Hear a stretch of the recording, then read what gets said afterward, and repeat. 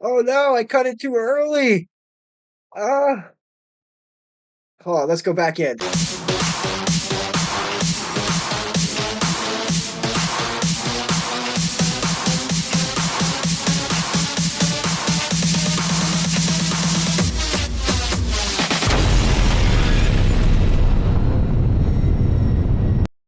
There we go. Totally didn't see that first part. All right. Well, welcome to stream number 62. Definitely starting off with some technical difficulties. I mean, I think that's definitely like the the earliest amount of time that something is going wrong. Um, but welcome to another stream. Droid Cam is down again, as we can see. Uh, thank you for joining, and we are going to do a paint stream. This is phase 2G on the painting. We are almost done filling in the base colors. Um, I just got to do the middle and stuff. So the process that I'm doing right now is like I'm trying to basically put down the base layer of everything, and then I'm going to build upon that as we go forward. That will be, I guess, I'll end the paint phase. I should have named it like base paint phase or something like that. Anyway, it'll be like detail phase part, 1A or 3A. Wow, I just realized that whole system doesn't make any sense. But that's perfect because that's this channel makes no sense. It literally makes no money. All right. So, normal stream, we're going to be painting. I'm going to be ranting and talking nonsense about videos and whatnot, and hopefully not try to talk over the videos. I've gotten pretty good at learning how to mute myself. Unfortunately, it seems as though we may have lost a follower. Even though it says on my little follower count thingy right here, it says 20 on here. But when I look on my actual Twitch, it's at 19 now, which is quite depressing that I lost a subscriber, a follower. Yeah. Man, if I could just get some more, like, a few more followers, it would just make this, and people that are not looking to be like promo or artwork, or I think I've said this a few times now. I am not looking for help with promo, with artwork, with my stream setup. I have got it figured out on that end. If I need promo, that's going to be something I do in the future. But right now, this is not making money. It probably costing money. But hold on, I'm gonna go close out those blinds because it looks like I'm literally stepping out of the void. All right. Oh my god.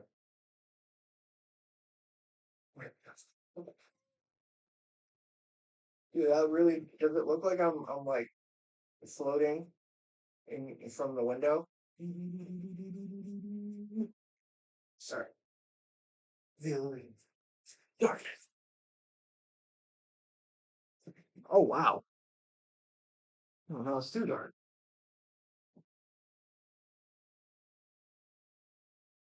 Hmm. See, I need to get like a big piece of white paper or something and put it over there so it bounces the light.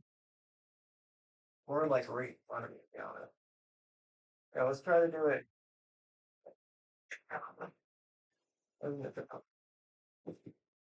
Yeah, stuffed animal in the way. Really hard to see that tiny ass window from this far away. But see, this also messes with the painting. Yeah, it's good. Yeah, it doesn't really help that I'm literally sitting in front of a backlight.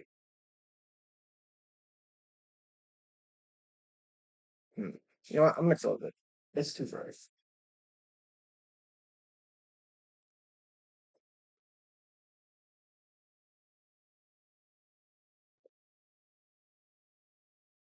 Maybe it's just my eyes adjusting, but is it really dim? These lights? Okay. Looks like I'm sitting in fucking nighttime now. What is like how much light are these blocking?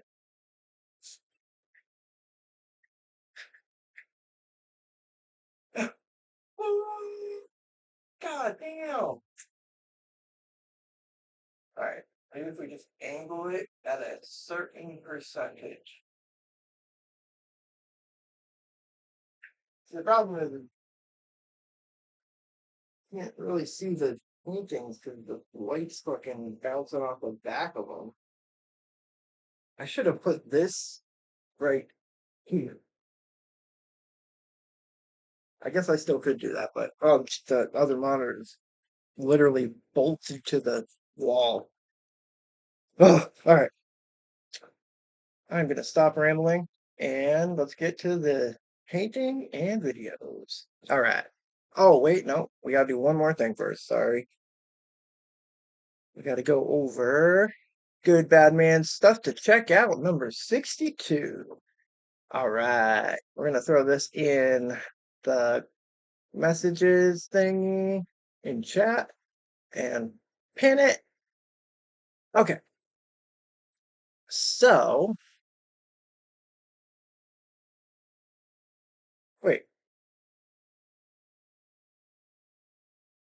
Oh, wow. I am tripping out. I was thinking of two different things. Yeah, I'm not multi-streaming. The internet could not handle that. That was a fucking disaster. So, yeah, we're not doing that multi-streaming thing anymore. We somehow lost a a follower, even though it says we still have 20 above me. And I will be exporting the videos to YouTube like I have been. So if you want to watch past streams, every stream is on my YouTube channel. Um, but that being said, this is Good Bad Man stuff to check out. These are this is a list of things you can check out. Um, if you've heard of them, that's cool. If you haven't, check it out. Maybe you'll like it. So for artists, we have no, I can't say it. Sawako Kabuki. If you look that up on Instagram. For music, we have the song "Congratulations" by MGMT. For a movie, we have THX 1138, which is a really awesome movie. TV/YouTube, we have Professor Simon. He's also really cool. Book magazine, we have Sphere by Michael Crichton, one of my top favorite books of all time. And the fact that the movie almost matches the book, almost like word for word, is one of the coolest things ever. Okay, and that'll do it for Good Bad Man's things to check out. Stuff to check out. 62. It's in the chat. It's pinned. Check it out. All right, I have Cottonmouth again.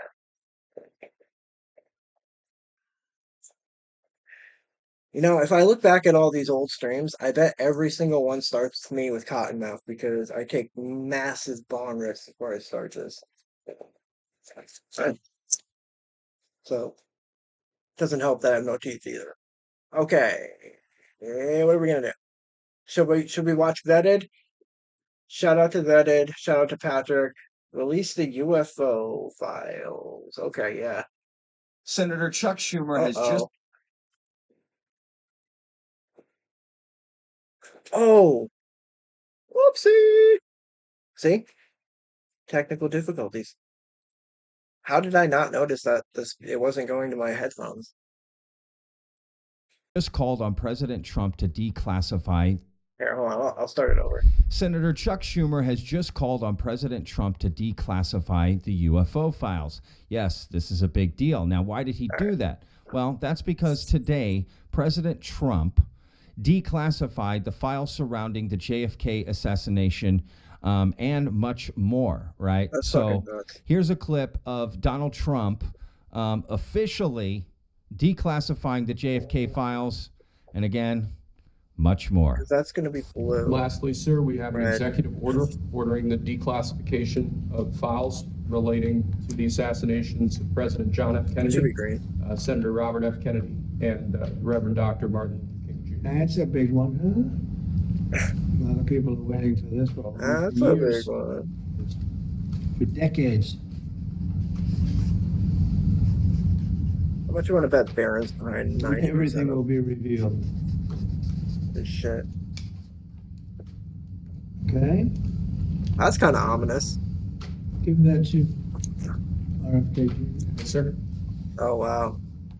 Now, after Give that the to- White I didn't House hear him say that. official Twitter account tweeted out this video, Chuck Schumer quote tweeted it right here. You can see and put, "Now do UFOs," right? And now, why would Chuck Schumer say this? Well, if you're familiar weird. with Chuck Schumer and following the UFO topic, you know actually how ingrained the two are. You see, it's purported that Chuck Schumer took over the reins for Harry Reid being the Senate Majority Leader, Oh. and himself with Senator Rounds have put forth UAP legislation, right?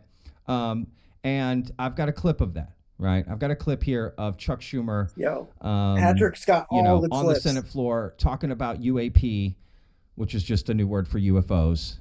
Take a look. So I see my friend Senator Rounds is on the floor and ask him to engage in a colloquy on an important set of provisions in the NDAA that deals with transparency, trust, and government oversight.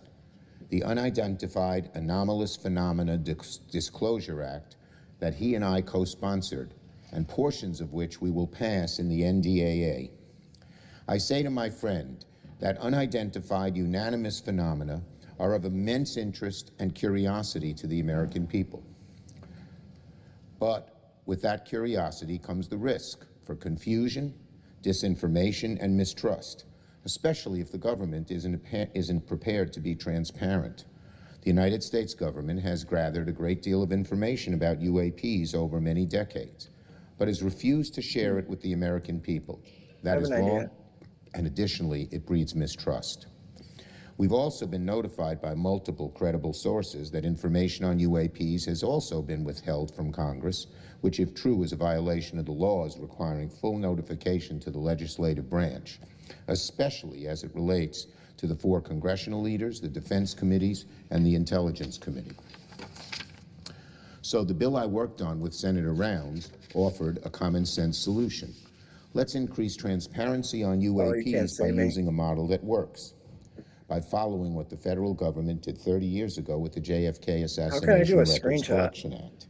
They established a presidentially appointed board to review and release these records, and it was a huge success. We should do the same here with UAPs. And there you have it, right? Chuck Schumer is I don't know how I can behind do this. releasing the files. I have to push the Now, he's button. not stating what's going to be in these files, right? And we would have to accept whatever Oh, there we truth go. I can may get it. lie in there. All right, But let's see if I can do and it. he relates it back to the JFK files, right? Which, boom, now they're out, right? Everything. And Oh, that's perfect. basically, people are saying, okay, if he's releasing the files about JFK, Martin Luther King, right, as well, and others, that, you know, he could do the same for UFOs, because everyone knows that in the UFO community, at least, that That's a funny picture. people have been very hopeful that Donald Trump will release, you know, the UFO files, if you will, or at bare minimum, do something, right? To just do something about this, right? Clearly, like he's doing here, right? Now, maybe the problem is there is no like set UFO files, or not all in one place. So to like just release it is it's probably so a little different. compartmentalized. Oh, sorry for talking over that. It's probably so compartmentalized, I would assume, that people who are in the next department have no idea what's going on in the department next to them. I don't know, right? That's sort of the problem. Yeah. And again, it doesn't necessarily mean by releasing the UFO files, oh, okay, this is all real, right? No, it just means that we would have information that the government is held that potentially we should have access to as, you know, um, the public should be aware, just like these files that are being about to be released as well, right? So could this happen? Yeah, it is a strong possibility, to be honest with you. And Chuck Schumer putting that out, Where's the if he's putting it screenshot? out in a tweet, that means behind the scenes he's going to do some work to see if he can make that happen, right? And it's definitely a bipartisan effort, Wait, right? what? To support that, which is always a good thing. That's usually a better chance of something getting done, right? To be honest. So, you know, look, Trump has always said, like, you know, it's the question he gets asked the most is about UFOs, right? Area 51, UFOs, right? He's been briefed inside the Oval Office from pilots. He's talked about that many times. You know, Lou Elizondo and others have gone on Donald Trump Jr.'s podcast and talked about it. They've been in his ear about it. A lot of people have. Apparently, you know, all kinds of people have claimed to have briefed people around Oh, Trump here it is. and that sort of thing, right? Here's a clip of Eric Davis in a recent Soul Foundation event, right? These videos are being released. Here's Eric Davis talking about how presidents are briefed on the UFO topic. Let's get down to brass tacks here, guys. We're hearing about presidential authority here. I'm going to ask you, Eric. I think you might have some insight into that. Do presidents know? Have presidents known? There have been presidents that have been briefed, and there's presidents that are not trustworthy enough to be briefed, and that's how the industry sees it, and that's how the cognizant government authorities see it. So they make a choice. The standard rule is that a president is not briefed on every single special access program, unacknowledged special access program, or waived unacknowledged special access program. There's so many, there's hundreds of them, that you probably would take the first 2 years of a president's administration for him to be briefed every hour of every working day. And so what they do is they only brief the president when the president has a need to know, and they have a need to tell him they need his executive decision on something concerning such programs. And then that's when they will go to him and brief him and say, well, here's the program, Mr. President. Here's what it's doing, here's what's going on, and we need your executive decision on how to carry through on this particular situation or circumstance that arises. So. Okay, and do you know of a president who was briefed? Who was? Yeah, do you have any insight? Yeah, I know that Nixon and Reagan, and I believe that Kennedy was briefed, and I definitely know that Eisenhower was briefed. In modern times, Bill Clinton, no. I don't know. I think Bush Jr. Was briefed to some extent. But let me stop you there. You just said Bill Clinton. You think he wasn't briefed on this? Who? Bill Clinton. Bill Clinton? Yeah. No, he wasn't briefed. He actually believed that his cabinet secretaries lied to him. That was not said to me. That was said to somebody else. And may I ask you how you know that? Say again? May I ask you how you know that? That's a private conversation between the person he told that to and myself, who was a former boss of mine. Gotcha. Okay. So Carter was definitely briefed. I have that directly from his last chief of staff, who I interviewed with another colleague of mine from NIDS. So you just said you interviewed someone from the Carter administration. Well, that was that one, yeah. Who said that Jimmy Carter received a briefing on UAP. And we have a document from Carter's library to that effect, that briefing took place and who attended it. I do know that Jay Stratton and his colleagues at the UAPTF did brief Trump, but they were briefing him on the UAP problem, not about the crash retrieval topic.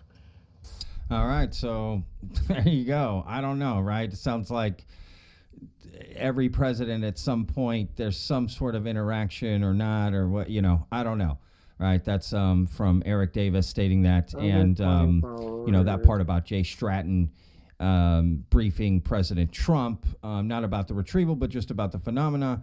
Okay, sure, right? I don't know. And again, Jay Stratton just came out, right, stating that he's a firsthand witness to seeing non-human craft and beings, right? I've covered that in a few videos on the channel. Check those out. In this new Age of Disclosure trailer, right, that came out. So I don't know what to make, right? It is a strong possibility that Trump does release some sort of files or does something, but it may not give us the answers we want. But I think he will make some movement in this field. So we'll just have to wait and see, right? But it's definitely a good sign that Chuck Schumer and others are behind pushing Trump to do something. And if he did declassify all these other files, which no one else had ever done, maybe he'll do something about the UFO files. So let me know what you think in the comments, guys. We'll see you on the next video. Remember, every day's a gift, y'all. Peace. I live inside my own world of make-believe.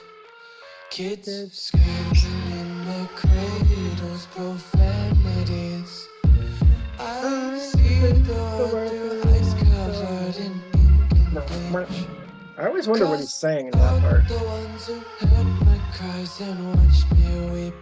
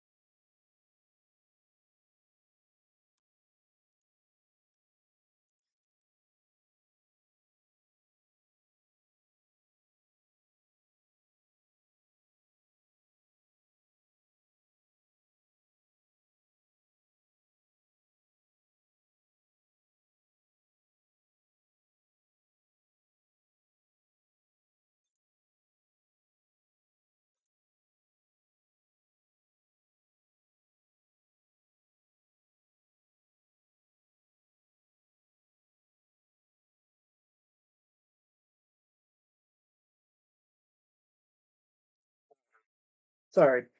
I was just posting it to Facebook and stuff that I was live and seeing if maybe we could get a few more viewers to come in and follow. All right.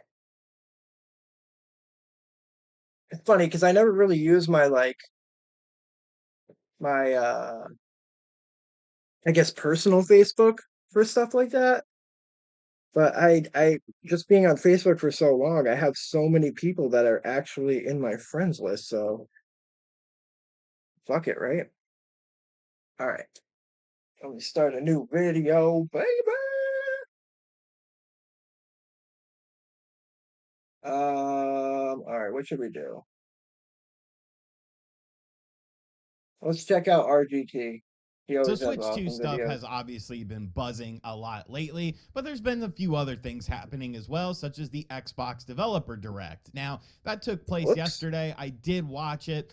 I think those go on for just too long. Like, I get some people like to hear developer stories and stuff like that, but it seems to me like it should just be trailers, and then if you want the Yeah. developer stories, like that should be a separate thing. It But should be that's at the just how end. Xbox handles things. Of course, Ninja Gaiden 4 was at this event, which I thought looked absolutely awesome. You also had Doom: The Dark Ages as well, which doesn't have multiplayer. I know it's Wait, not a really? big deal for some people, but I enjoyed Doom 2016's multiplayer, so I was hopeful that we were going to have that in this new game.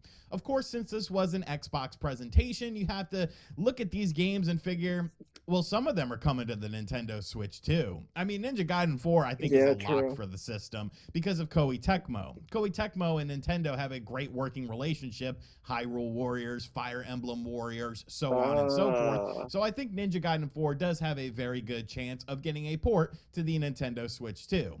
But that's not what we're here to talk about today. Yeah, I they did need want to that. briefly mention all of that stuff, but didn't want to make a dedicated video for it. We're going to be talking about a feature that seems to be pretty much confirmed for the Nintendo Switch 2. It's something that we talked about previously, and it was kind of up to speculation, but this new image that is floating around out there from a manufacturer pretty much confirms that this is indeed a thing. So we need to talk about why this is something that's actually very exciting as well.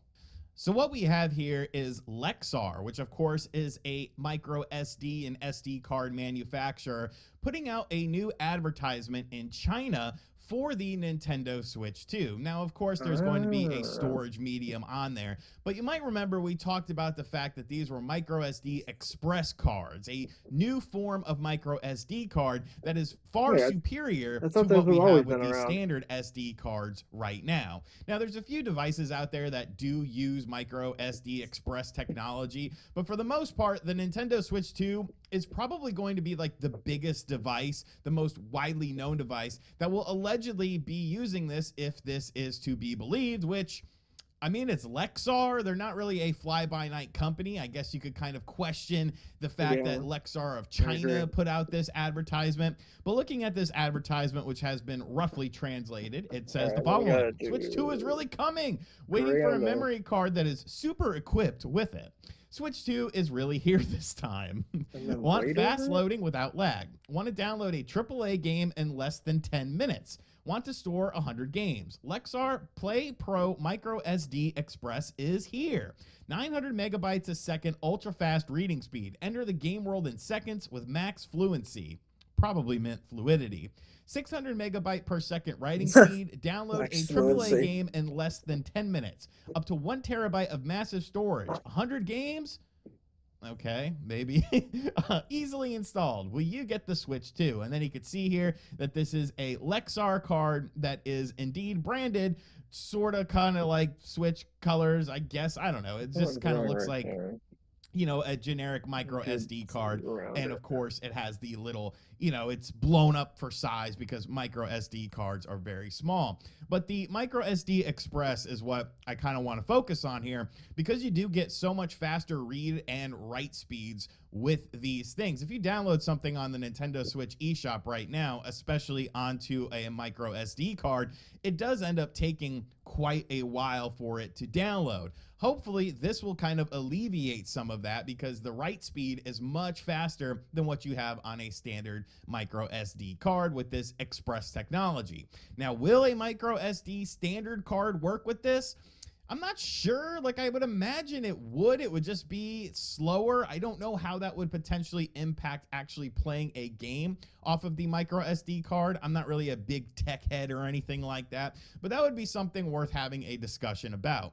But the real discussion is, what is the price point going to be for this? Because if you might remember when the Nintendo Switch first came out and you had to buy these micro SD cards, I mean, they weren't very cheap. It was kind of expensive. Like, I remember 256 gigs was like $100, like when the system first came out. Now, obviously, as time has gone on, these prices have come down with this technology, but this is newer technology. So what can you kind of expect with this, considering that they're saying up to 1 terabyte for it? Well, we might actually have an answer to that already, because I actually have bought a micro SD card already. This is a micro SD Express card. I purchased it off of SanDisk's website because they were selling it on the website. It is 256 gigabytes, and it cost me $40. Now, there was shipping as well with that, no free shipping. I think I had to spend $100 for free shipping,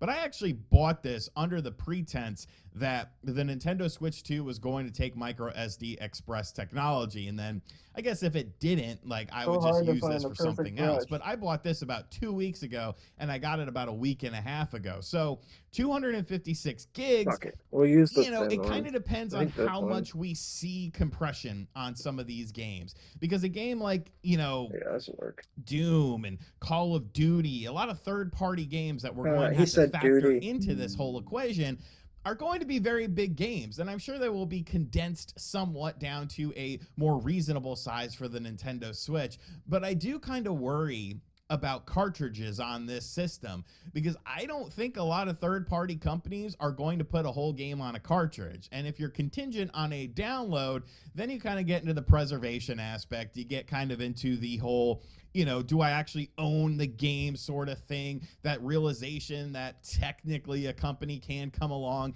and remove that game from your purchase history if something comes up with it. Now, there's a very small chance of that happening, and I'm sure that's not something that potentially would happen, but when there's a chance, there is reason to be a little bit worried. I mean, we've seen games get removed for whatever reason, or demos get removed because they went out too soon or you can't access it, and that's what kind of worries me me about the all digital age in and of itself. As far as the price point of this 1 terabyte card, I would say, I mean, if I'm Not getting bad. 256 for $40, I think Lexar could do around $100. You know, obviously they would be taking a little bit. You know, 256 times 2 is 512. 512 is about half of that. That would be $80. I don't know, maybe 120, you know, if they want to go with a more not rounded number, but that's still a hell of a lot cheaper. Okay, the 1 terabyte card, the first one that came out that was micro SD was over $400 for the Yeah. Nintendo Switch, and that was just like, you know, a SanDisk card. So I think these cards, and you know, being a bit cheaper when the Nintendo Switch launches, I mean, that's way these better. are going to be at their peak price point. Like, this is the highest that these cards are going to be. $40 is the most that anyone will probably ever pay for a micro SD Express SanDisk 256 gigabyte cartridge, unless there's just a massive shortage of them. So as time goes on, you know, micro SD cards, of course, will go down in price.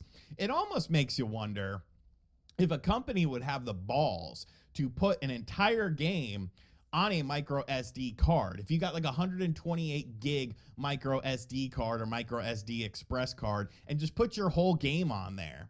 And so that way there would be some sort of physical way to play the game without having to be contingent on any sort of online download, or it being I just see in the what you mean. online portion of your Nintendo Switch 2. I mean, I'm just kind of spitballing That's here. kind of That's going back in probably not time. something that's ever going to happen, but it would be interesting to see. You know, you could always make a cartridge. Like, if you look, man, I wish I had it on my desk here, but the Nintendo DS cartridge that I have, that is a, you know, essentially a way to play all Nintendo DS games just on this one cartridge on a Nintendo DS. That actually is functioning. It looks like a Nintendo DS cartridge and it acts like a cartridge, but everything is on a micro SD card onto that. So it reads the stuff from the micro SD card. That's so The sick. cartridge itself is essentially just a vessel to Yeah. get access to the game. So I don't know. I'm just kind of spitballing stuff here, but I did find this interesting. I found it interesting enough to make a video on it because it does seem like micro SD Express is going to be the way of the future for the Nintendo Switch 2. And that's some cutting edge technology, man. That's some good stuff there.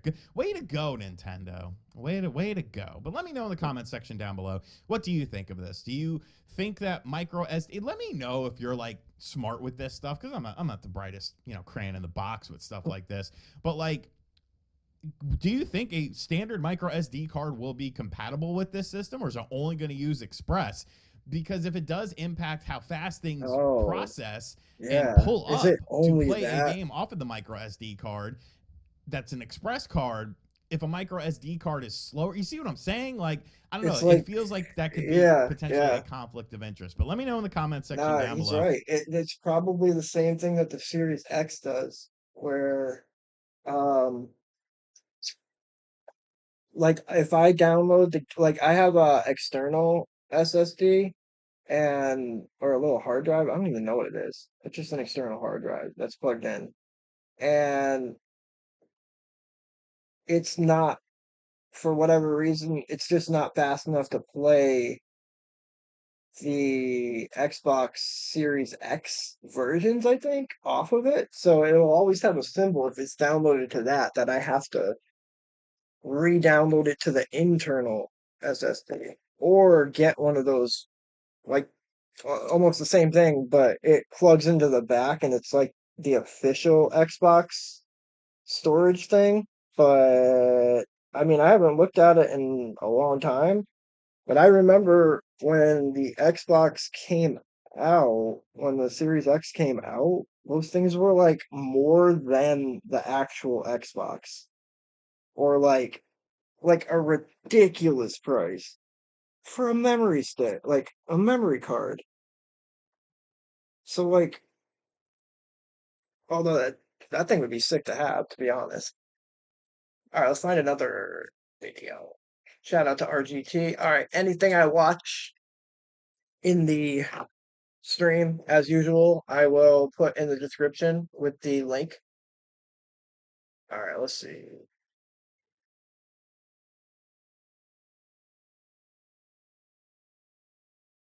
Oh no. I can't believe this Kyle guy is married to Crystal from Breaking Points. That's so crazy to me. Okay, so here, News Nation just released the full, what, 3 hour, almost 3 hour interview with Jake Barber and UAP thing and the egg. And now I'm confused because, so what did they release when the thing I watched was very underwhelming. So is there going to be more stuff that's like big and like breaking in that, or is it only going to be like the boring shit that they cut out? Because I really don't want to sit through a 3 hour interview if it's them just like, I hate the way they're doing this whole disclosure thing. That movie coming out looks really good, but I feel like it's going to be the same shit where it's just a bunch of bullshit leading us on and leading us on and leading us on, leading us on. And I feel like it's becoming ridiculous because we're at the age where, or like, like in technology where we can almost replicate these things in the sky, which means they're going to get mistaken for these UFOs. But I think what they need to do is like really go back and study these cases that are from like a long time ago and see what the heck is going on. I'm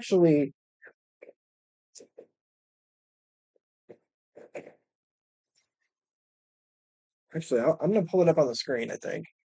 I went down a little bit of a rabbit hole yesterday with looking up just UFO stuff, and I was just thinking to myself, like, it's weird that, all right, well, I forgot what the actual year was. Let me look it up. Um for first like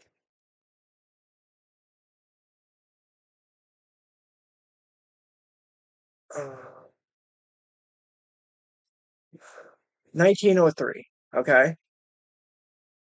Hold on. Let me pull up this window. Sorry, let me get it.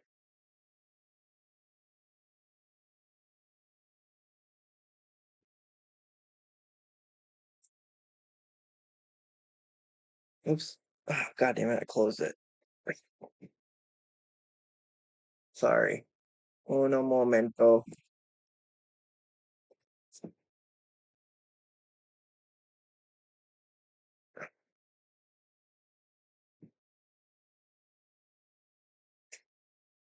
Oh, hold on. Oh my God. Sorry. Why does this shit have to happen all the time?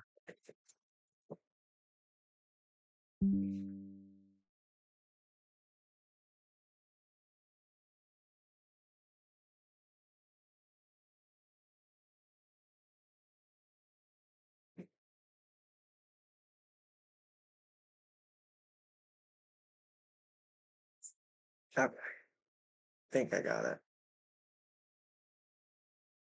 Oh, whoops. Oh, good Lord.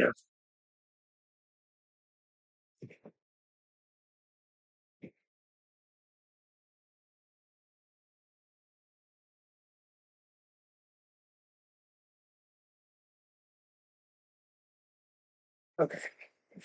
So we're talking about first flight, and then here, let me close this so it doesn't dry out. So let's see.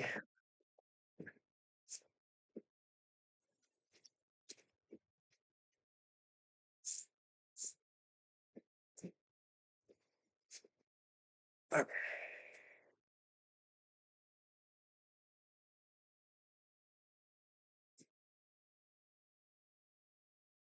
Sorry. Oh my God. Here, let me play another video while I'm trying to get this set up in the background. Let's play a UFO video because I really need to figure out.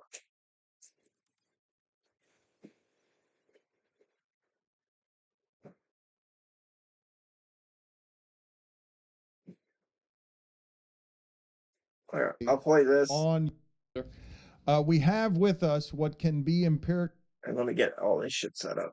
called our most popular guest. I think that people here on the show listening to it will be surprised to learn that this is our most popular guest. But he is, without a doubt, the world's foremost public authority on UFOs. It is a field that is going mainstream. It is getting more transparency from Washington. He's got a new 3-part docuseries called UFO Revolution, which you can stream for free on Tubi. And before I get to all of the things going on in this world, Jeremy, thank you for joining us, Jeremy Corbell. Again, always appreciate your time. Before I get to what it is that you're chronicling these days most urgently, can you please tell me the starting point on how this became such an obvious lane for you to traffic in as a very smart business model? Because people are unusually fascinated by your expertise. First of all, hey guys, nice to be here again. I hope everybody kind of has seen what the last year has given us with this topic.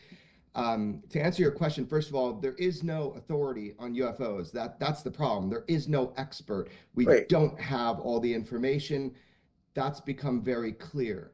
That's become very clear for decades. So people are trying to catch up, including myself. Now, the way you worded that, a lane for me, it was accidental, man. This isn't a business model. This is something that I'm passionate about. I got interested in this because through George Knapp, who's a great reporter, I realized we're being lied to. And I'm like, what's this big lie about? Why does it really matter? If people are seeing UFOs, they've been reporting it, our military's reporting it, our militaries are filming it, your government is telling you now that UFOs are real, that they're a craft of unknown origin, that are unidentified, that outpace, outmaneuver, and outperform our greatest weaponry, then why is this a big secret? We need to talk about this to get to ground truth on what UFOs are, which nobody has a great explanation for. Okay. Mike Ryan has seen this documentary, UFO Revolution. I am told that we have a clip here to toss to because, again, people are unusually fascinated by this subject matter, and more relevantly, unusually fascinated by recent developments that make this a more fertile time to actually believe with proof some of the things we're seeing and hearing. So let's play a clip from UFO Revolution. What extent will the US government go to plug leaks?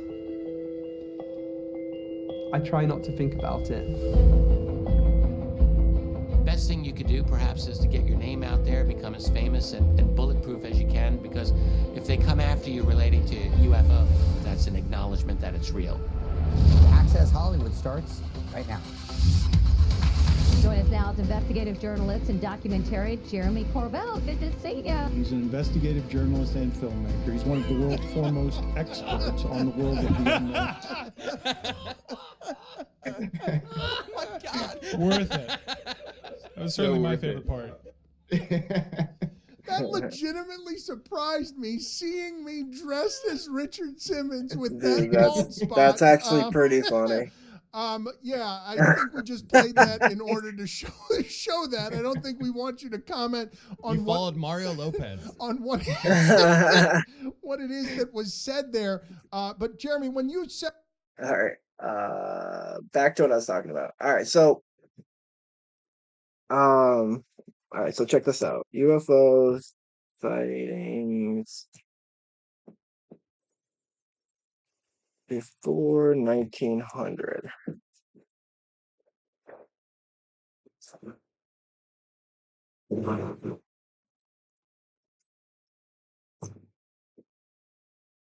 All right, so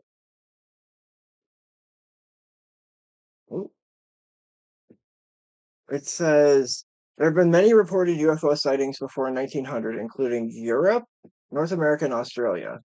So 1566, a broadsheet depicted many spherical objects coming from the sun. Is that the one in... Okay, no, Nuremberg, they said there was an aerial battle. That's the one that I'm wondering is like, what the fuck was that? I also saw this. This was interesting to me. So right here,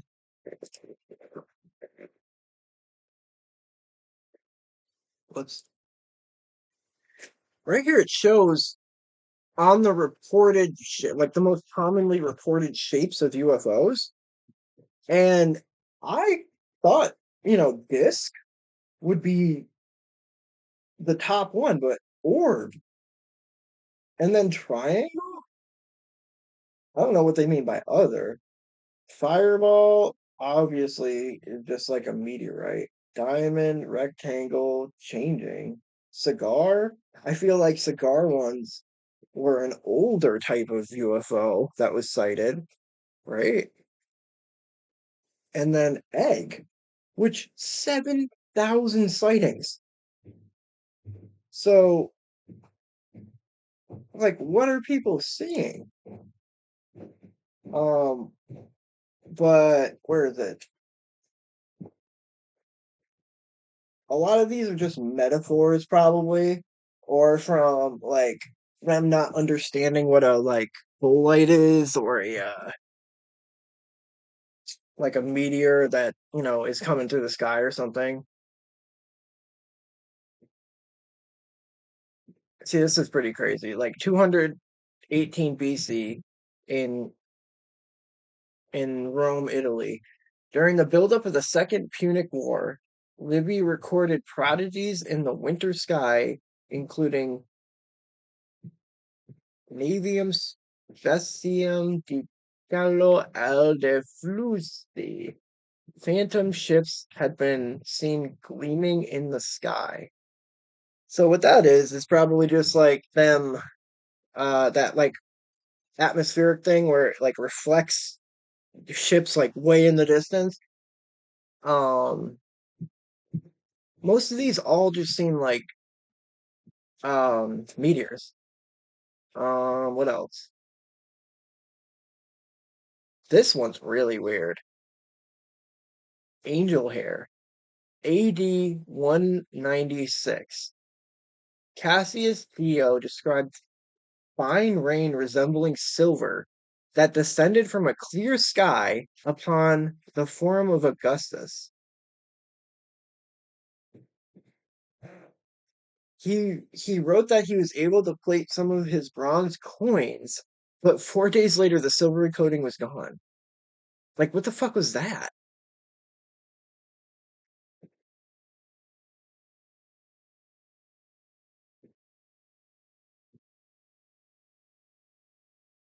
Wait, so it was like spider webs?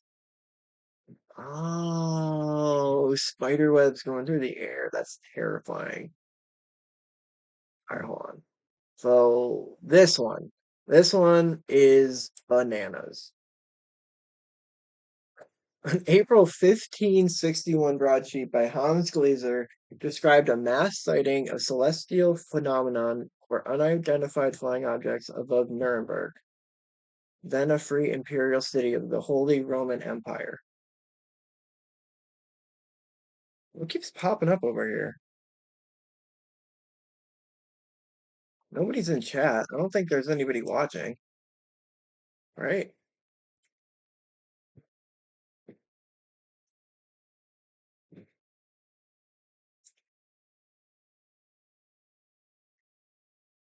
Yeah, I don't think anybody's watching. Of course. Man. Anyway, I'll go back to talking to myself. UFOologists have speculated that these phenomena may have been extraterrestrial spacecraft. Skeptics assert that the phenomenon was likely to have been another atmospheric phenomenon, such as a sundog, which no, because the shit they talk about, witness witnesses observed hundreds of spheres, cylinders, and other odd-shaped objects that moved erratically overhead. This is the actual text. In the morning of April 14th, 1561, at daybreak, between 4 and 5 a.m., a dreadful apparition occurred on the sun and occurred on the sun. And then this was seen in Nuremberg, in the city, before the gates and in the country by many men and women. At first appeared in the middle of the sun two blood red semicircular arcs.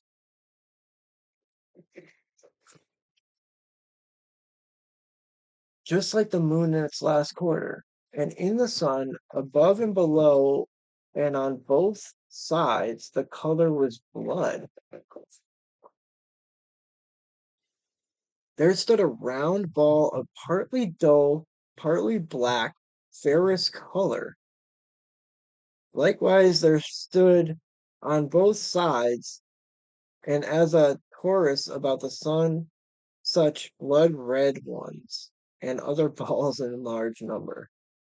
About 3 in a line and 4 in a square, some come alone. In between these globes there were visible a few blood-red crosses, between which there were blood-red strips, becoming thicker to the rear and the front malleable like the rods of reed grass, which were intermingled among them two big rods, one on the right, the other on the left, and within the small and big rods there were 3 and also 4 more globes. Huh.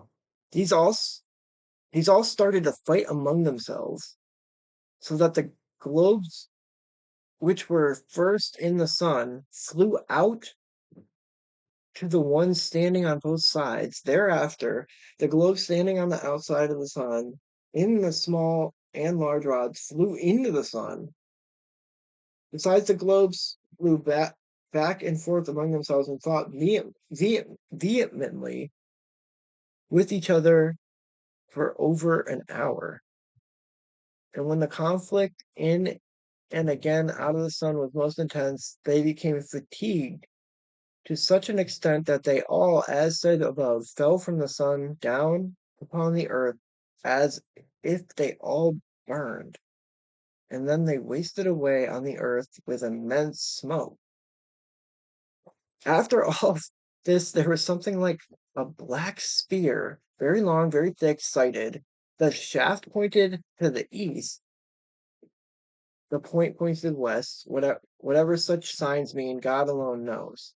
Although we have seen shortly, one after another, many kinds of signs of the heaven, which are sent to us by the Almighty God to bring us such repentance, we still are, unfortunately, so ungrateful that we despise such high signs and miracles of God. Or we speak of them in ridicule and discard them to our wind, in order that God may send us a frightening punishment on account of our ungratefulness. After all, the God-fearing will by no means discard these signs, but will take it to heart as a warning of their merciful Father in heaven, will mend their lives and faithfully beg God that he may avert his wrath. Wow, that's crazy. So it gets deeply religious afterwards, but all right, let's see what the modern interpretation is. um, let's see.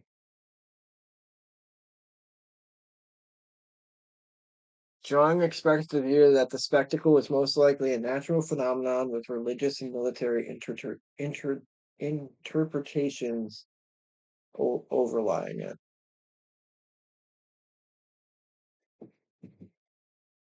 Military interpretation would view the tubes as cannons, spheres as cannonballs.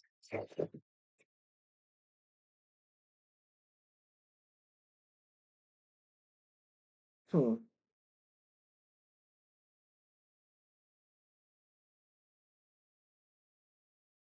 Oh, I didn't know there was another one. 1566 celestial phenomenon over Basil. You know what? One of the cool things I did find was that a town right near me that I go to all the time had a super old UFO sighting in like 19 or 18 something. It was Northampton. Let me see. So, God damn.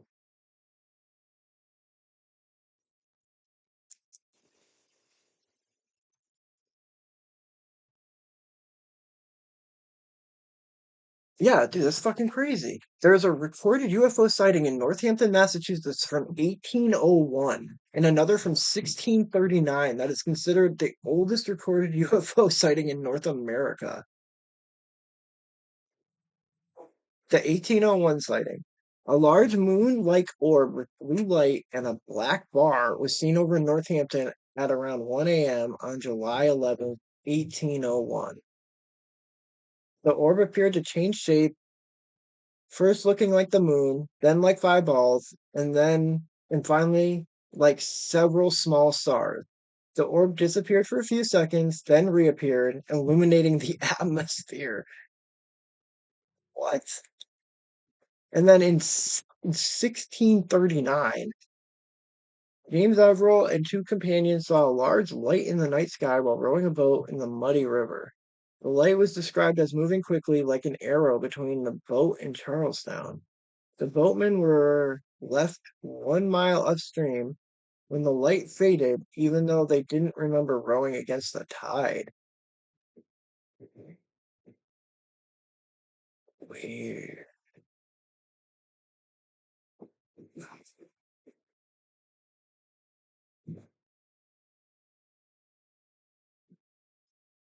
That's really cool. I'll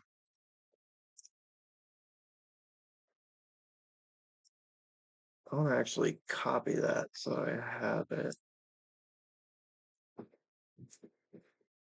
Wait, what does copy to highlight mean? What's highlight? All right, we'll figure that out later.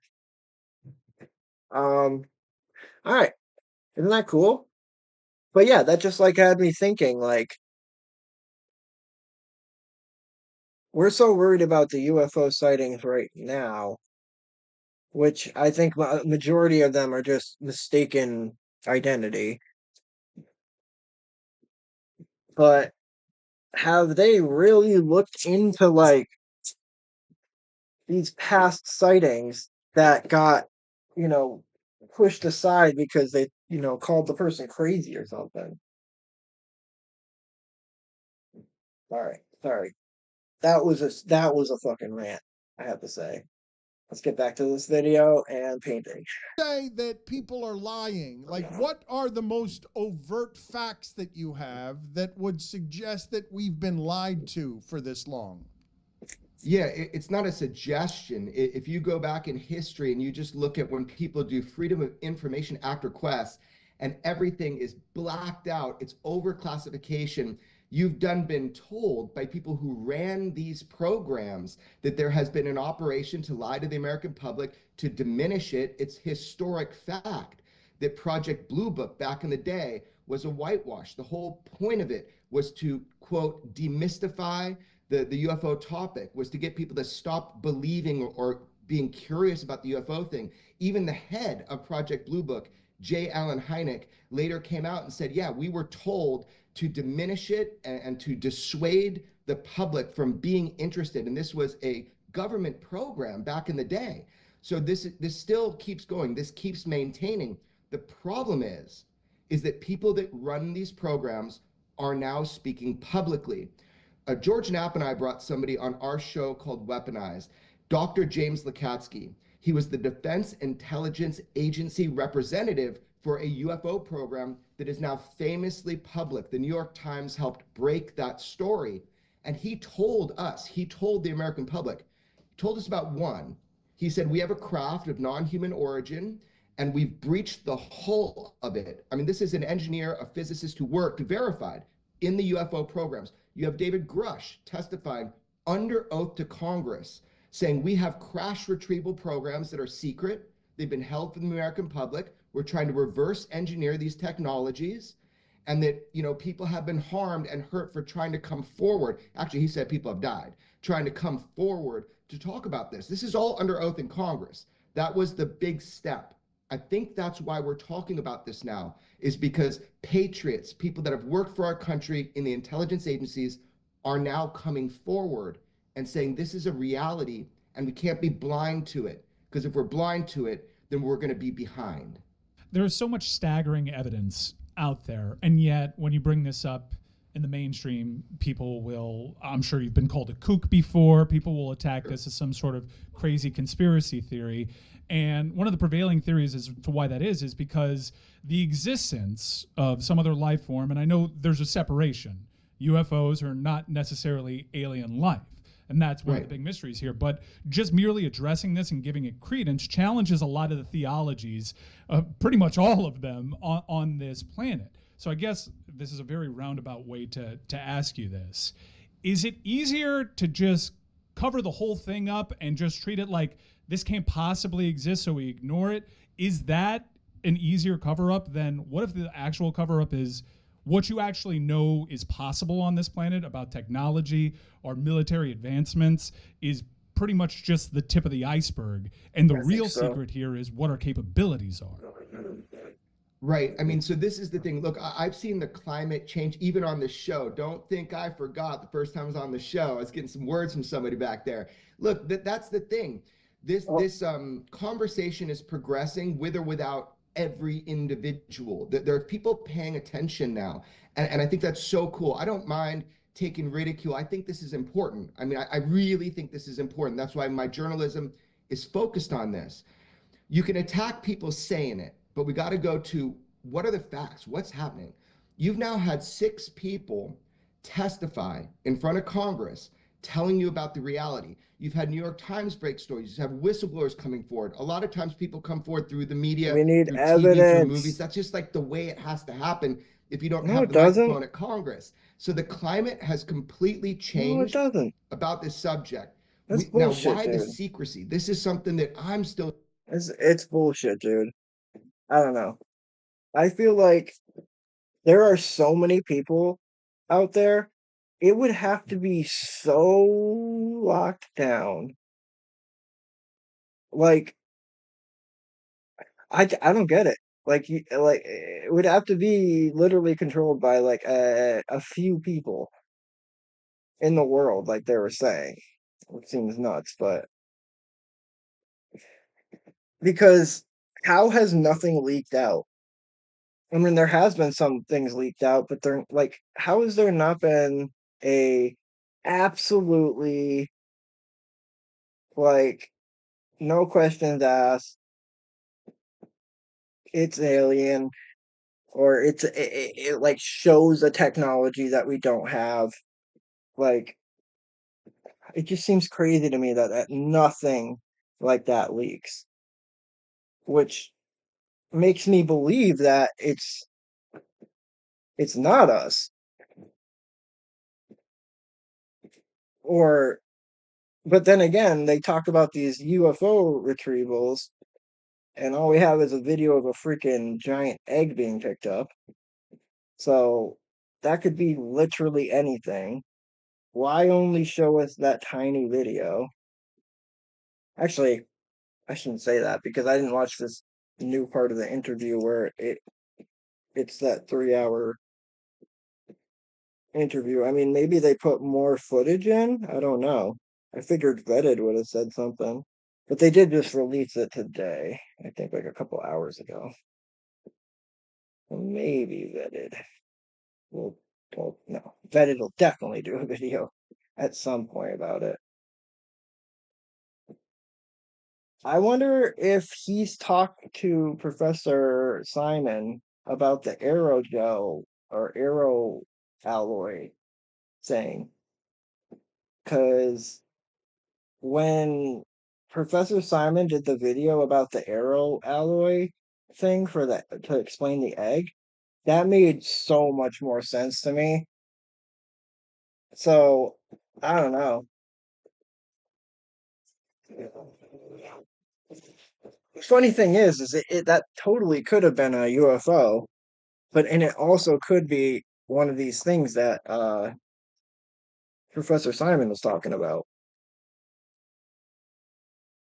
Trying to understand after all this time of working on it, the core of it, it may be our belief systems. It could shatter our belief systems, sure. But really, I think there was good reason at the beginning. During the atomic era, when we started lighting off nukes and being able to blow up the world, I think that there was a secrecy that was put in place, a kind of architecture for our safety is kind of the idea for national security, but also just security of our planet. So I think what's happened is you see that the UFO topic at first was being covered up because if this is true, we better get a handle on these technologies. If we can exploit this technology and get a technological advantage, whatever nation does that first, they win. If we can replicate these craft, if we can replicate what they do, it appears to be a different form or understanding of physics by the way these craft move. That's famously shown by the 2004 Tic Tac case with Commander David Fravor, who chased a UFO for the United States military. He testified in front of Congress. So my thought is that is the reason the secrecy was first initiated, was to try to exploit the technologies before Russia, before China. You might have had Representative Gallagher on this show before, if I recall. He talked about that. It's called strategic surprise. So maybe that's the reason. However, now we know UFOs are real. You've been told that, but that's as far as it's gone, and you can't put that away. Once that's been said, there are more questions coming. Now, is this going to shake the foundations of what we think about the universe, about us, about if you're religious, about your religion? I don't know. I have no idea. But I know if we don't address it, we're going to have major issues. Jeremy, if I could, because people want so much information from you and I have so many questions, let me do this a little more rapid fire. I'm going to limit you 30 seconds each time to each answer. Question number one, what does your email inbox look like? It looks like a slot machine in Vegas at midnight. It's just constant. Of just people telling you, I saw this over here and it looked like a jellyfish and it was flying 100,000 miles an hour? All around the world, 24/7, UFOs are seen, they're filmed. People also just want to tell me their experiences. People you wouldn't imagine, they say, this is not for public, this is for you to know as a data point in your research. It's incredible the amount of people that hit me up every day. You must be sitting on a lot of leaks. What's your process to confirm? Great question. People get really mad that I sit on information. They say, well, if I just took my emails and put them out on the internet, it's not going to help anybody because the signal to noise, I take years. George Knapp and I have our own methods and our own sources. If we get leaks to us, if people leak stuff to us as journalists, it's a catch-all. We take them in. We have to vet, verify who's the person. Can they stand behind that? Can we see their documents? Is the video worthy of putting out to the public? People also try to trick us all the time. They would love for me to make a mistake, to put something out that is easily explainable later. People try. So my process is trying over years with each case to see if I can verify the individuals and the information. Only 31% of Americans trust the mainstream media. It's a record low. Do you think Americans now prefer to believe independent journalists like you?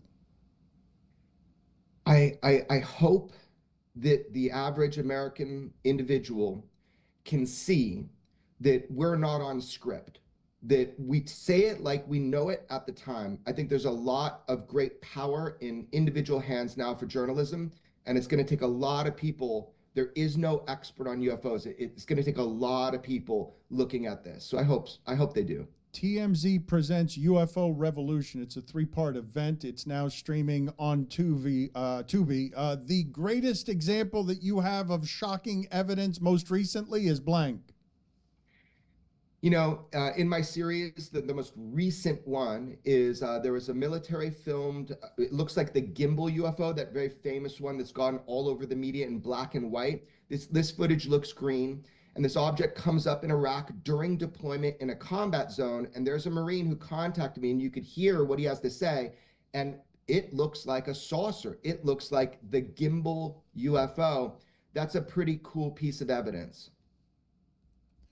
Does the government plan to tell us at any time soon that something is about to arrive from another place and land here in 2027?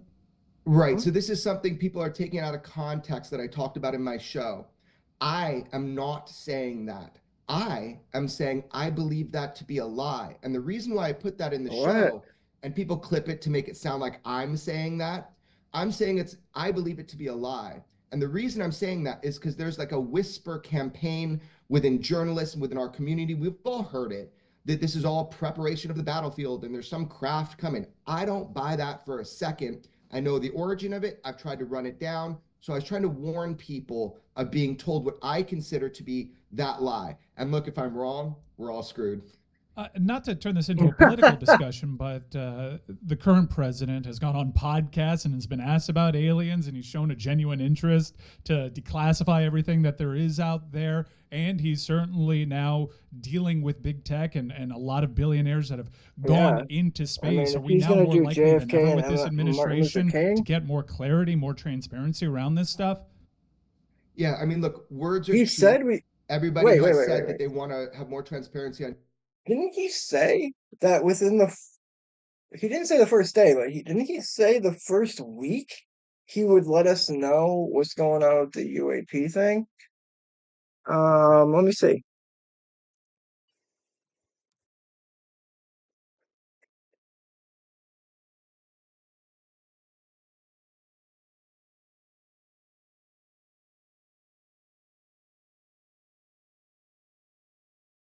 Trump vows to shine light on New Jersey drone mystery.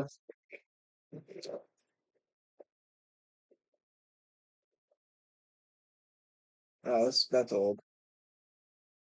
Will Donald Trump declassify UFO files?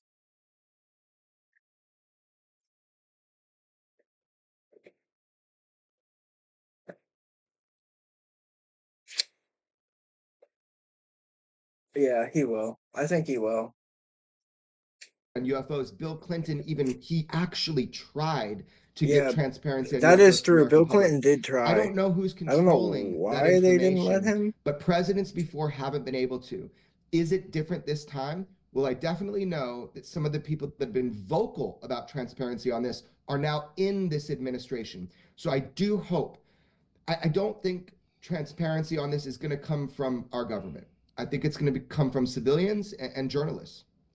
Jeremy, I appreciate your time. We appreciate your perspective. I don't Thank you know. for being on with us. I look forward to seeing this on Tubi.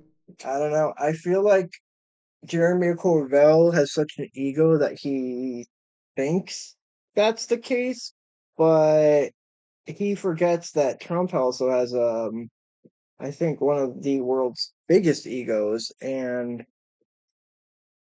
I have a feeling that he wants to be the person that announces this, that announces whatever has been going on or is going on for the past, 100 years. I don't think Trump, especially since he doesn't like journalists to begin with, or the media, I doubt that he would want the media taking credit for that. He wants to be known as the president that's like, you know, changed America and did like the most shit to like, I guess, fix things or be more transparent, I guess. Which I'm all for, man. It's actually crazy. I'm not gonna get political. I'm gonna try not to get political now. I guess I am getting political, but I had been a lifelong Democrat. It's actually crazy to think about because I remember taking like a little like quiz type thing about like your like where you land, like left and right or like in the center. And I was like as far left as you possibly could be, which is like wacky to think about now. Because I am not at all like that. And I don't know. I think it's just a lot of uh,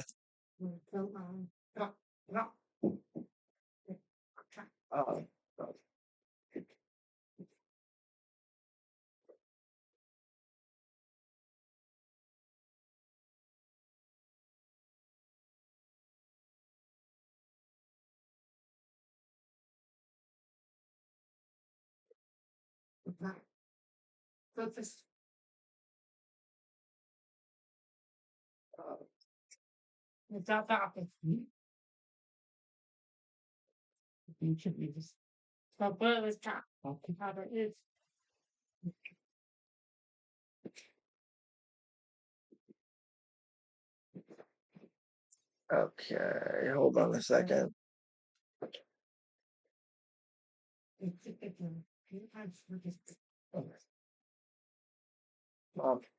I will look for it.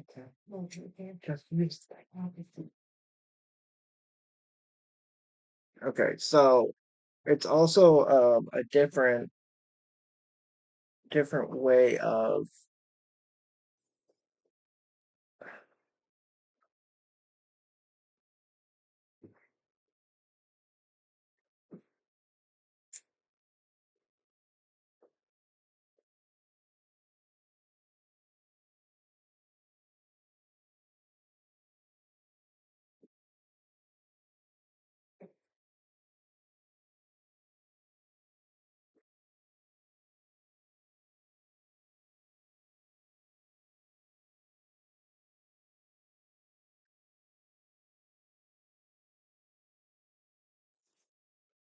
What you did to me there was unfair.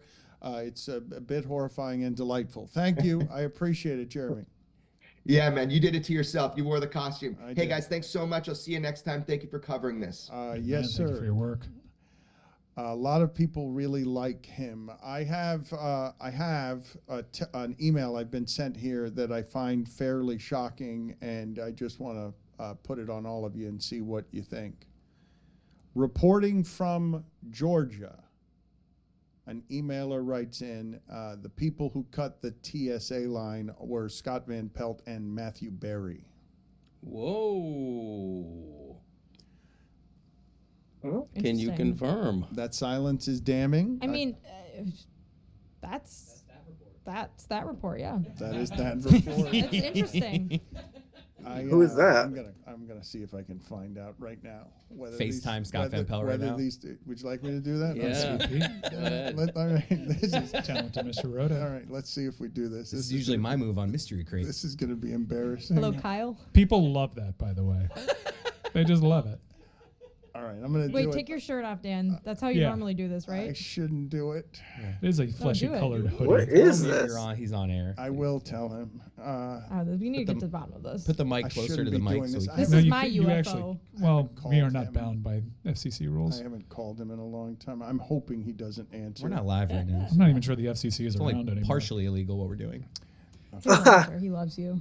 I don't want him to answer right now. I don't want to put him in this position, but you guys put me in this How do you position. imagine SVP answers? Hey, Denny. What's up, man? Yes. Go. Okay, he did not answer. Go for Scott. But I want to accuse him of it publicly. Everyone, go ahead and accuse him of it publicly. Say it's being reported from Georgia via email. I did want to talk to Greg Cody about something that he was maintaining earlier that I thought to be a fairly shocking viewpoint, which is Where did the he black came thing out go? and said that athletes need to do better about not getting robbed. Yeah.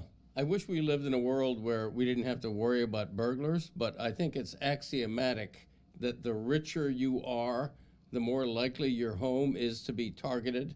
Yeah, no And shit. if I'm an athlete making 40, 50 million bucks a year and I hear about all this, guess what? I'm going to spend a couple of bucks. Yeah, Maybe man, get I'd some have the on-site fucking security. craziest Maybe security build a big system. wrought iron fence. I'm going to do something to insulate my home from Yeah. what seems to be a fairly systematic burglary ring. 6'2", 190, and my cars got broken into at my home. I'm not that big of a guy. Are we but- victim shaming? I think The Al Golden's athletes? 6'3". I gave you 6'4.5". That's as low as I'm gonna You go. show me a picture of him standing next to Kyle Hamilton, and he's an inch shorter. But he might be standing farther away from the camera. He's also listed 6'3" in his playing Why days. is it a debate how growing. tall he is? Let's just look it up. I'm telling It's you. not available he's on a Google. Between tall 3 inches. guy, Lost okay? information. And I'm beyond the free membership of Chat GPT now at this point. Yeah. I have to go to a paid model, and I'm not quite ready to do that yet. Dad, how tall are you? I am 5'9". This is a new and improved LeBatardShow. I don't know what show that was, but shout out to them.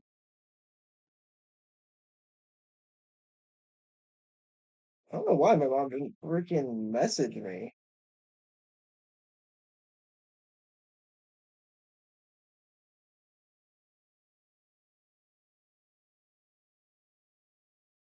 Ooh. What's up, guys? Welcome back to What's Newswave. up? So we've already seen a bunch of different accessories announced What's up, for the Switch Sonic? 2, which of course works to just advertise that company in general, since so many people are interested in this device. But we have another one that's now shown up that people are looking at their announcement as being sort of confirmation for a certain feature for the Switch 2, and we'll go over that here today.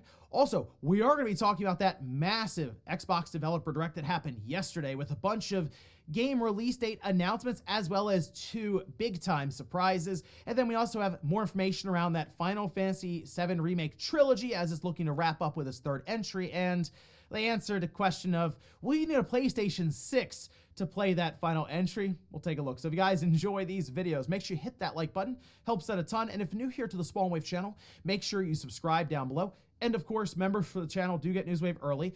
If you would like to learn more about that, click the join button down below. And we're going to start today with Assassin's Creed Shadows, as previews went live yesterday, as well as a ton of footage. Some people were even live streaming, I guess, their playthrough of the game. And what ended up happening was some, I think, went out to location to play. Others, like myself, just played remotely through the cloud, and it worked well enough. It looked way better when I got the natively recorded footage that they sent over than viewing it through the cloud, of course. But still, I got a general idea in my roughly 3-hour play session, with some of the beginning being like the prologue and just the opening story They for give you both that characters, much of the down to jumping forward game? in the game and playing a bunch in a different mission, again, halfway through or so. And some of my biggest takeaways here so far, to me, has a lot to do with just the open world itself and how it feels very dynamic and alive. There are some clips that I put up on Twitter, just kind of showing me running through parts and how everything sort of had its own ability to move and shift, and you see trees and leaves and grass stuff. But even down to the combat, Naue and Yasuke feel very, very different, where Yasuke is more of a tank with a ton of health, and Naue, you don't want to get hit much as her, because it was pretty easy to die without being a bit careful there. But she has some pretty good moves in terms of parkour and being very agile, and of course the stealth aspect. She plays like a full-on assassin when it's time to actually sneak into an area and take somebody down. So for the most part, again, in my limited play, I'd say after the prologue, about 2 hours, it was fun. I need to see more, though. The progression around the characters, actually exploring large chunks of the map and other things. So there's still a lot there in terms of question marks, but I liked what I played. I'd say check out more of the gameplay, since there are just like 2-hour blocks of people playing this thing, if you were interested to find out more about it. Also, we did get an announcement for more Super Nintendo games going into NSO. We can see this posted up. This is over on Nintendo of America's official account. 3 Super NES Classic titles are now live for Nintendo Switch Online members. Let's see, we have Fatal Fury 2, Super Ninja Boy, and Sute Hakun. I have not played actually, Fatal Fury 2, I think, is the only one I played on this list. And it's just kind of in the Fatal Fury franchise there anyway. But Super Ninja Boy, they were showing it off, and it looked like a kind of an interesting, I don't want to say like turn-based RPG, because when you went into the overworld, then you went to the actual fight itself, it looked like it was kind of like action-based there. And then Sute Hakun looks kind of like a puzzle-style game that I double-checked. It seemed to get an English translation not too long ago. So, I mean, they're new games to the Super Nintendo. They're not any games, I think, that are going to jump out to everybody. But, hey, it's more content for that library of titles. And I still feel like a lot of people now, because Nintendo shut off the Switch 2, looking towards that to find out more about it, more games and stuff. But While we see this, I think we also have a few more, we'll say, Switch announcements coming up pretty soon. Oh, and I wanted to point this out, as I know that there are some fans of this series making its return, and that's Tokyo Extreme Racer, because it did launch on Steam yesterday, and check it out. It's actually up there with overwhelmingly positive. People seem really happy with what they're getting right now. Keep in mind, this is early access. They're very upfront about it. It's $30, and it seems like something they'll be working How can to you change a continue racing improving game, over though? time. But fans of the franchise from back on the PS2, I mean, it's been more than 15 years easily Wow. since the last one, I guess.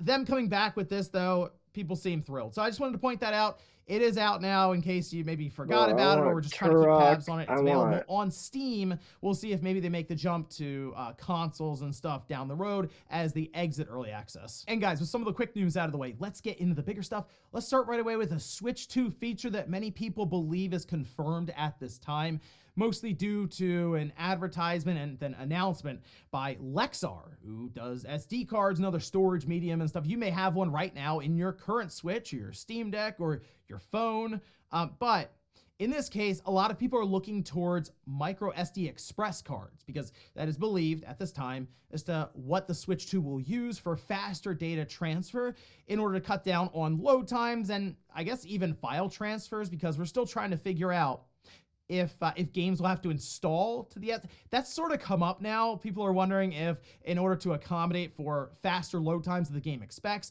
maybe the game card can't read fast enough. We still need to learn a lot about this system, but people, of course, being concerned that game file sizes are going up. How much will these express SD cards end up costing? I think you're getting flashbacks of when the Switch came out and the 400 gigabyte micro SD card was somewhere in the neighborhood of $250. It was wild stuff back then. We've come a long way. But let's take a look. This at first was posted up over on It's funny Family they both they were talked about pointing to that. Lexar, who made this announcement on the website, where it actually shows that, well, okay, it has the Switch 2 there, and they even say the Switch 2 is really coming, which we know that the Nintendo at this time has announced it, shown the device off, and they say waiting for a memory card that is super equipped with it, and this is all through Google Translate, if you couldn't tell by now. I do like the idea of wanting to download a 3A game in less than 10 minutes, which would be relied mostly on your internet speed, and 3A versus AAA. Yeah, I don't mind 3A. I think that sounds a bit better, but still though, this being a 1 terabyte micro SD express card means that we are well ahead of schedule compared to where we were when the Switch came out in 2017, where 1 terabyte micro SD card was a pipe dream. Not only just existing really for the mass consumers, but even be able to afford it. We don't know the price of this one yet, though. That's the only thing. So they do show off the transfer speeds, writing speeds, 600 megabytes per second, 900 megabytes per second in terms of read speed. So it is quite fast. Again, that's kind of necessary for them trying to eliminate load times. They have to get a bit faster than the current SD cards. Great. Now, for people wondering, okay, well, how much could this be? Well, we do have some examples at this time. We know that the micro SD express cards, for example, we have like access to 512 gigabyte card, that being, I think, the largest one is available by SanDisk. That's coming in at $80. Now, that's still, it's not cheap. But again, compared to where we were in 2017 versus now, that feels like it's inexpensive than just seeing where we were at that time. Now, not compared to SD cards in general that you can buy for your Switch, but keep in mind, this is we think 4 to 5 months before the Switch 2 even comes out. So then fast forward towards the end of this year with things like Cyber Monday, Black Friday, when we see storage mediums and stuff get significantly discounted.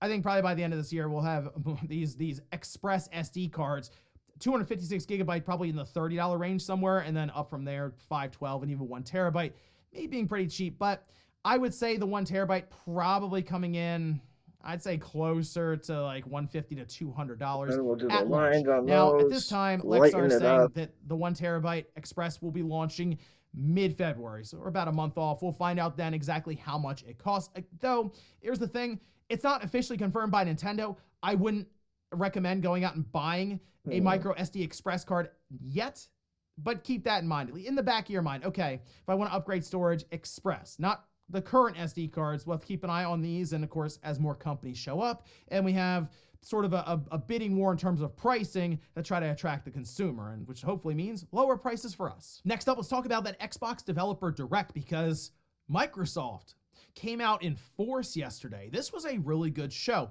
Now, I do want to preface this by saying, yes, the PlayStation 5 logo was all over this showcase, but I think people need to remember just the way Microsoft's going about this. They just want to sell a ton of software. That they know that's where the money is made, and I guess in their mind, the less hardware they have to make is also kind of less man, cost. cross compatibility should be a fucking yes, you're gonna see a lot of these games also going to PlayStation 5, and in fact advertised by Microsoft in their own Xbox Developer Direct. That out of the way though, let's start from the top here. The showcase was like 50 minutes or so, and they did spend quite a bit of time going to each studio and just letting the developers talk about their game. So in a way, you did kind of get to know some of the people behind this game. Now, it was kind of jumping around quite a bit. And in some cases, you would see 10 people just kind of talking about their roles there and stuff. So I'm sure some of them are going to kind of blend together or even forget some of them. But still, it was pretty cool just to see the inner workings of these studios as they were trying to develop these different titles, especially when you're hanging out to kick off the show. And they decided to open with the surprise game, or surprise games. And once that started and you kind of saw the waves and the storm and the rain, I said, hold on a minute, that looks like Team Ninja. And in fact, it was, because, ladies and gentlemen, we don't have just one, not two, but 3 Ninja Gaiden games coming out this year. I said 3 because we have Ragebound, which is the 2D Ninja Gaiden game, but still, 2 Ninja Gaiden games were announced here. Let's start, though, with Ninja Gaiden 4. Now, this is a collaboration between Platinum Games, Team Ninja, and then Microsoft is publishing this. So, years ago, when we did hear about Phil Spencer technically going to Japan, it was going to take a while, but it seems like that's paid off, and maybe that's where, I guess this is where that did come from. So good to see at least Platinum Games on, I think, a project that suits them very, very well, and we really haven't seen them make a game that hit really well that's not a type of game like What were the other games?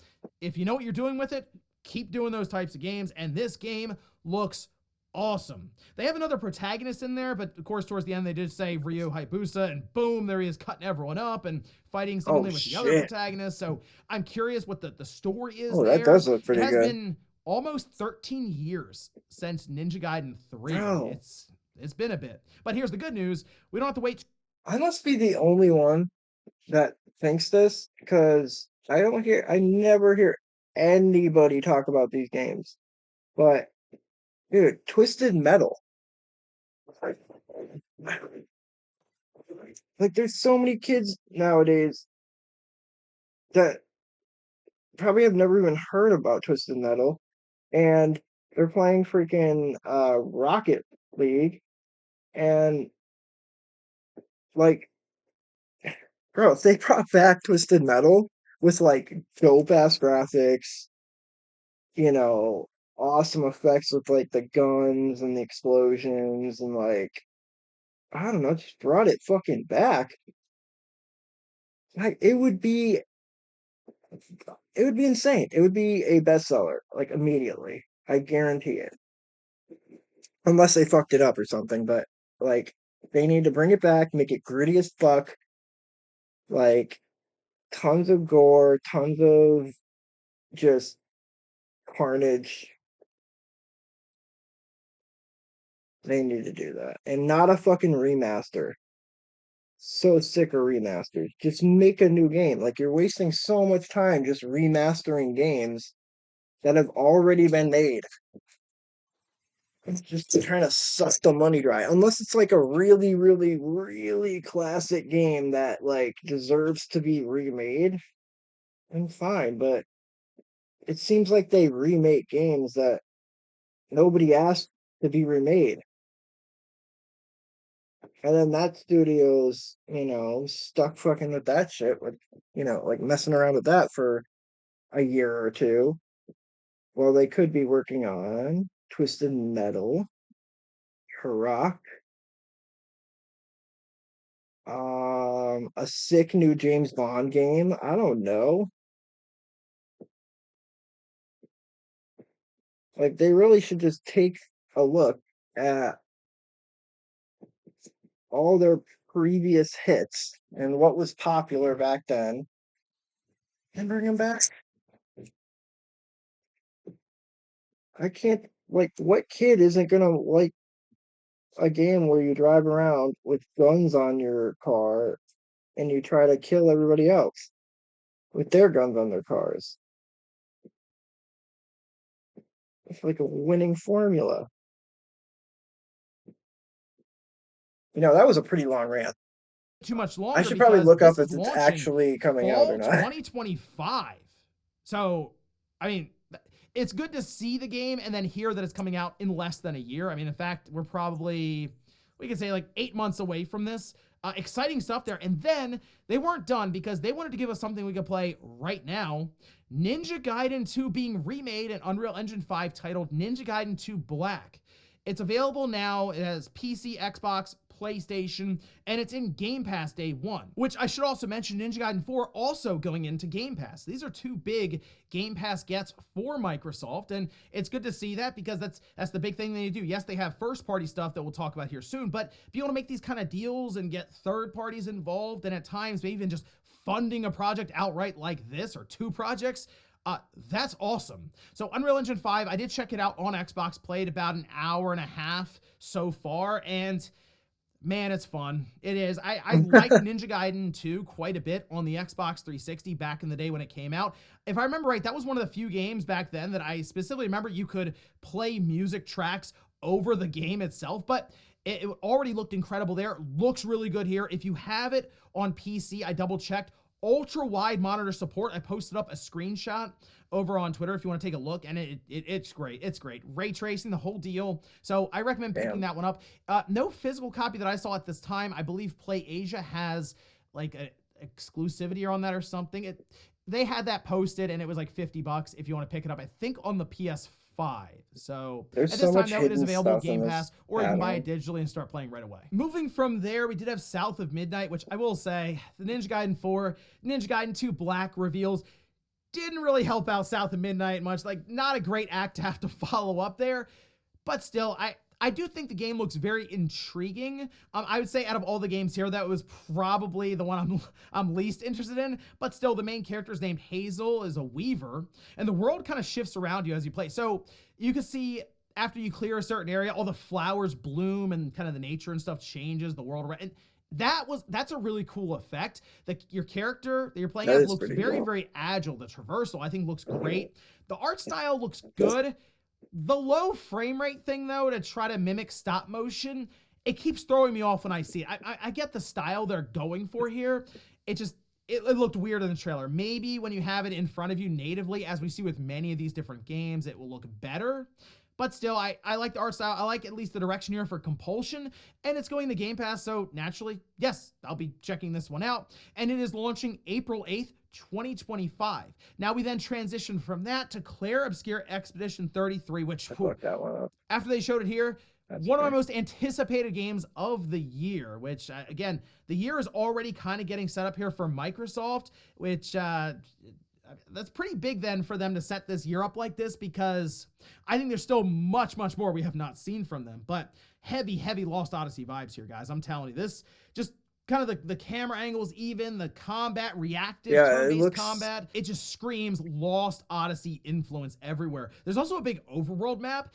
There's tons of passive abilities and character progression everywhere, and the story itself is pretty interesting. So the way they described it is you have this big number, basically it's posted in the middle of the world almost, and it ticks down once a year. And so when it goes from 34 to 33, everyone who was 34 just disappears. So it keeps ticking down and down and down, and eventually I guess it'll get to 0 and then no one will exist. So in this case, you're going on Expedition 33 to try to solve the problem. It's launching April 24th, 2025. Another game going directly into Game Pass. And then they closed out with the big one, Doom: The Dark Ages, which just looks incredible. Visually speaking, yes, but everything else around this, the world, the combat, big push for tank-based approach for like the different enemies. You have a shield that blocks, parries, throws it like Captain America, except it's got spikes and everything. It's chopping people up and Dude, stuff. I can't wait. That looks dope. Medieval weapons that are just crushing enemies into pieces. And then they go, hold on a minute. How about huge mech combat? It's like Pacific Rim looking stuff here. And then on top of that, it sort of leans into the idea of it being a big sandbox. So you do still go around, you have a lot of exploration, that's you dope find a lot of as items and power-ups and additional passive abilities and weapons, and the whole time the heavy metal Doom music is playing. Yeah. Awesome stuff here for the Doom the Dark Ages. It is coming out May 15th. So again, we kind of see April getting set up. We get a Ninja Gaiden game drop today. Later on in the fall, we'll have another one with Ninja Gaiden 4. So 2 April games, we have May, and then again, I think you're going to see things like Oblivion Remake happen in June. There's discussion that Playground could show up with something. This is quite the year. But I will say with Doom the Dark Ages, one disappointing factor here, no multiplayer, and what? I don't know, we had like Doom 2016 and stuff. Like the multiplayer back with Doom had always been really fun. Eternal was a little weird from what I remember. I would have minded them to just go back to just straight arena shooter style with Doom the Dark Ages, with some of the different weapon types and stuff they've introduced, maybe even abilities.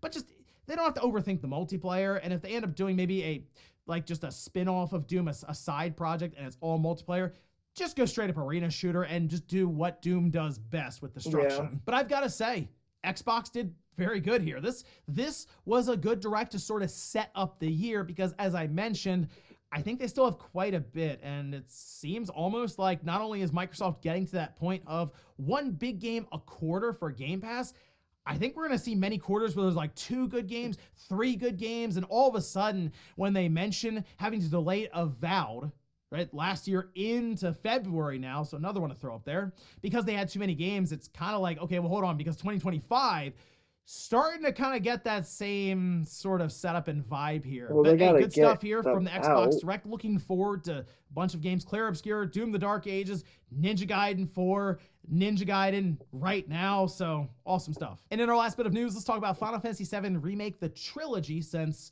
we're on the 3rd entry now, and that should wrap up a story that's taking, we'll say, some twists and turns, to put it mildly. But some are wondering, hold on a minute, is this trilogy going to wrap up on the PlayStation 5, or will I need a next generation PlayStation 6 to play the last entry? Well, we can see this posted up. This is over on VGC citing 4Gamer, as the series producer did sit down with them, and they were asked, for those who have played Final Fantasy VII Remake on PS4 and Rebirth on PS5, I think there may be some concern that the third work will be for the next generation console. So if you look at it, yes, Remake on the PS4, Rebirth on the PS5 specifically. While Remake did get moved to the PS5, Rebirth did not go backwards to the PS4. Now, in this case, the producer laughed and said, no, you can rest assured about the next one. Right after Rebirth ended in March or April 2024, so we've been developing it for about 9 months already. So yes, it does seem like the last game in the trilogy will indeed release on the PlayStation 5. But I'm sure it'll get a re-release on the PlayStation 6 because Square likes to do that a lot. And I wouldn't be shocked if they even did something where they have the entire trilogy in one box set. They re-release that again on the PlayStation 7. No, but they'll definitely re-release it multiple times, and there'll be, I'm sure, expanded content for it. They are going to get as much money as they can out of this remake trilogy as possible. But good news is, if it's coming out on the PS5, I'm thinking 2027 or early 2028, but it wouldn't shock me if they do indeed get it out in time for holiday 2027. Wow, that's a long so we'll see how time. that goes. And before we go to the comment of the day, we'll take a look at the poll that I posted up yesterday, which is Game of the Year Madness. We are now up to day 27 with Final Fantasy VII Rebirth clearing Stellar Blade pretty easily. You would sort of expect that from Rebirth, since many outlets had it as their Game of the Year, their big Game of the Year nominee. Even at the Game Awards, was probably one of the front runners, and if Astrobot wasn't there, I feel like Rebirth may be taking it then. But still, makes sense here, just kind of based on the way that the bracket is shaking out now, since we're coming down to the final 4. And on one side, you have Astrobot. On the other side, you have Final Fantasy VII Rebirth. And I'm kind of wondering if that's going to be the final matchup. But who knows? I guess an upset could happen along the way. And we'll finish up with the comment of the day, as you're seeing here. This is from Glitches, who says, I've been watching you for like 7 years, and I still can't understand how you film these in like one take. It just shows how passionate you are about gaming. I definitely don't do these in one take. Yeah, I know. Evan has gotten very good at He editing edits over the shit out of over these. years now, and it can make me look a lot better than I am in Yeah, some. they're cutting off like a sections. lot of So the there are times where you and don't stuff. see it. I'm just like jumping up like annoyed that I misspoke or cut off somewhere or something. So it comes together nicely though at the end, doesn't it? When you export and it's like 20 minutes from 35 minutes of raw footage or something. So again, Evan does a very good job with it, and hey, maybe one day I'll just do one solid take, no pauses at all, but I wouldn't count on that anytime soon. And ladies and gentlemen, that's going to do it here for Newswave. If you enjoyed this video, guys, hit that like button. If not, hit the dislike. Leave comments down below about everything we talked about here today. You know what? If you missed I yesterday's bet. Newswave, I'll leave it up here in a card, or maybe you want to tune into Direct Xbox. That'll. You know, I bet like kids like my daughter, like that age, because my daughter's 8. I bet they don't even realize that a lot of the YouTube videos that they watch are people that have edited it down to where they don't have any ums or like pauses in it. And maybe that's why because it's the weirdest trend to me that they have no problem listening to. Well, I guess that they don't know the original song, but like it'll be an old song, but it'll be sped up. So, it sounds like the Chipmunks. And that's how they know the song. So then when you play it to them, like the real song, they think it's in like fucking slow motion. Really funny how that works. All right. I think that's going to do it for today. We're almost at 2 hours, and I have a few things I need to do. Damn, man. I don't think we had one viewer this entire time. Oh, well. That's okay. We'll get there, right? So, if you want to watch any past streams or you would like to watch this stream, it's going to be on YouTube along with every other stream. If you would like. But please don't forget to, if you do come across my channel, please just hit that follow button. It's free and it helps me so much. So I really appreciate that. And I will see you guys in the next stream. Stream number, what? 63? Damn. Wait till we get to stream 69. That's going to be a fun one. But yeah, all the links will be in the description, and I will see you guys in the next one. Have a great day. Good night. Peace.